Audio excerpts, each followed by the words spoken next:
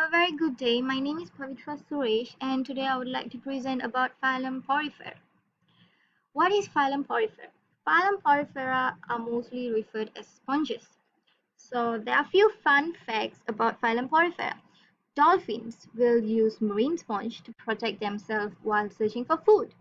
Next is Porifera will partially close the pores to avoid any sand or dirt coming inside the body. This shows how clever sponges are. Third is it has no organs or even tissue on the body. Going up to the characterization of phylum Porifera. Porifera is a pore-bearing, which refers to the numerous pores and channels that permeate a sponge's body. The range in size of few millimeters to 2 meters across. Next is it is asymmetrical, where it has no front or back, even left or right sides. The body forms a wall around a large central cavity through which water flows continually. Third, it is a filter feeder. This because cells get food from circulating water, and sponges generate their own flow of water by having a unique water current system. It is a diapoplastic, where adult contains two layers, outer dermal layer and inner gastral layer. In between, a gelatinous and non-cellular mesogelia containing numerous free amoeboid cells is present. The next is surface of the body has numerous perforation called ostia, which is for the entry of water, and they have large pore at the apex for exit of the water.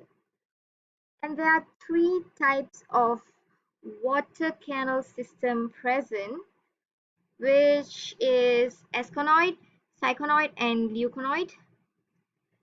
Asconoid is the simplest system where the water enters through pores into a single large central cavity, which is lined with the canocytes. The second is syconoid. Syconoid is a single spongicle and osculum, but the lining of the spongicle is folded back to make radial canals with the syconoids. Third is leuconoid. Leuconoid organization is the most complex, and it permits an increase in sponge size. Going up to reproduction, Porifera reproduce both sexual and asexually. When it comes to sexual, hemaphroditic sponges acting as male release sperm into the water. A sponge acting as a female receives sperm through their spores and fertilization occurs. Then zygotes are formed. Zygotes, it will released into the water and it uses its cilia to swim to a new location. Once the zygote feels comfortable and it is adapt, it will begin to grow into a mature sponge. When it comes to sexual reproduction, it is formation of budding.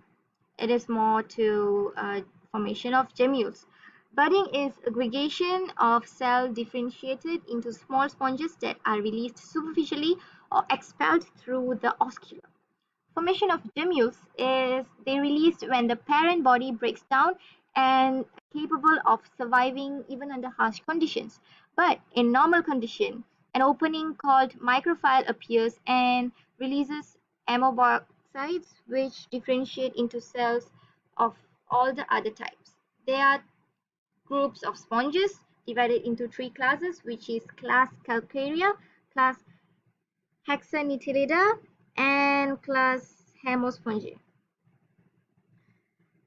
Calcarea sponges are made up of calcium carbonate. They tend to be very small, which is less than 10 centimeter, and they are usually in cylindrical shape. Examples of Calcarea is Sycon and Leucosolinia. Next is Hexatinellida, which is extremely or exclusively marine, found most in deep sea water.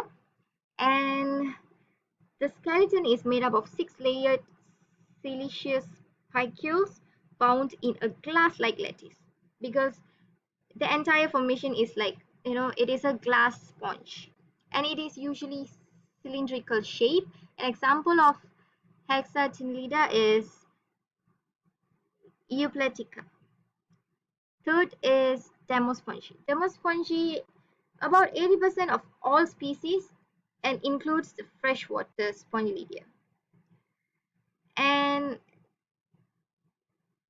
their canal system is complicated. Spongiocule is totally absent. An example species of Demospongia is Spongilla. Last would be benefits of sponge.